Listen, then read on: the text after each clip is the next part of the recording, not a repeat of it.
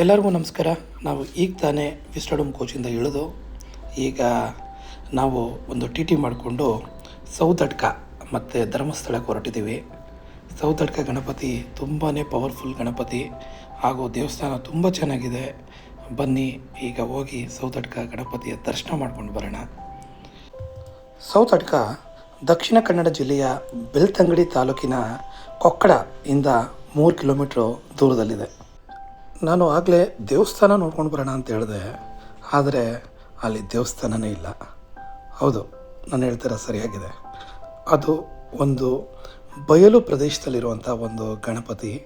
ಅಲ್ಲಿ ಗರ್ಭಗುಡಿ ಇಲ್ಲ, ದೇವಸ್ಥಾನ ಇಲ್ಲ, ಆದರೆ ಗಣಪತಿ ಮಾತ್ರ ಅಮೋಘವಾಗಿದೆ.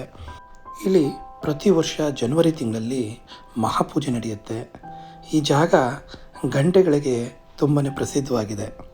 ಯಾರೆಲ್ಲ ಏನೆಲ್ಲ ಆಸೆ ಪಡ್ತಾರೋ ಅವರ ಹರಕೆಗಳನ್ನ ಹೊತ್ತು ಇಲ್ಲಿ ಬಂದು ಗಂಟೆಗಳನ್ನ ಕಟ್ತಾರೆ. ಕಟ್ಟೋ ಗಂಟೆಗಳ ಆ ಘಂಟಾನಾದದಿಂದ ನಮ್ಮ ಹರಕೆ ಗಣಪತಿಗೆ ತಲುಪಿ ಗಣಪತಿ ಅದನ್ನು ನೆರವೇರಿಸ್ತಾನೆ ಅನ್ನೋದು ಇಲ್ಲಿ ಒಂದು ಪದ್ಧತಿ. ಹಾಗೆ ತುಂಬ ಜನ ಅದು ನೆರವೇರಿದೆ ಅಂತಲೂ ಸಹ ಹೇಳ್ತಾರೆ. ತುಳು ಭಾಷೆಯಲ್ಲಿ ಸೌತೆ ಅಂದರೆ ಸೌತೆಕಾಯಿ, ಅಡಕ ಅಂದರೆ ತೋಟ ಅಥವಾ ಹೊಲ. ಇದು ಆಗಿನ ಕಾಲದಲ್ಲಿ ಸೌತೆಕಾಯಿ ಬೆಳೀತಿದ್ದಂಥ ತೋಟ.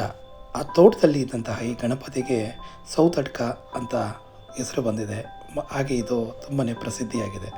ನೋಡಿ, ಇದೆ ಸೌತಡ್ಕ ಶ್ರೀ ಮಹಾಗಣಪತಿ ದೇವಸ್ಥಾನದ ಮಹಾದ್ವಾರ.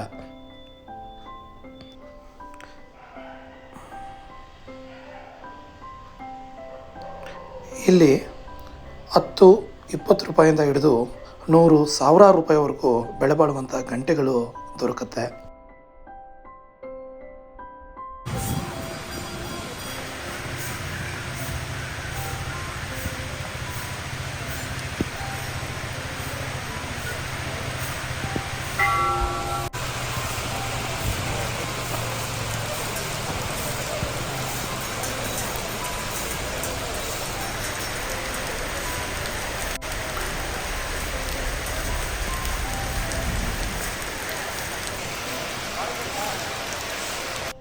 ಮಳೆ ಬಂದು ಇನ್ನೊಂದಷ್ಟು ಕಳೆ ತಂತು.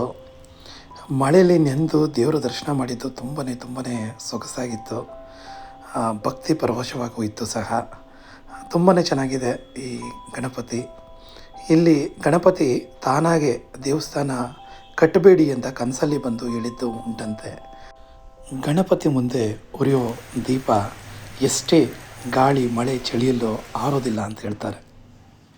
ಗಣಪತಿ ನಿಮಗೆ ನಮ್ಮೆಲ್ಲರಿಗೂ ಒಳ್ಳೇದು ಮಾಡಲಿ ಅಂತ ಹೇಳ್ತಾ ನಾನು ವೀಡಿಯೋನ ಮುಗಿಸ್ತೀನಿ. ಧನ್ಯವಾದಗಳು. ಎಲ್ಲರಿಗೂ ಒಳ್ಳೆಯದಾಗಲಿ.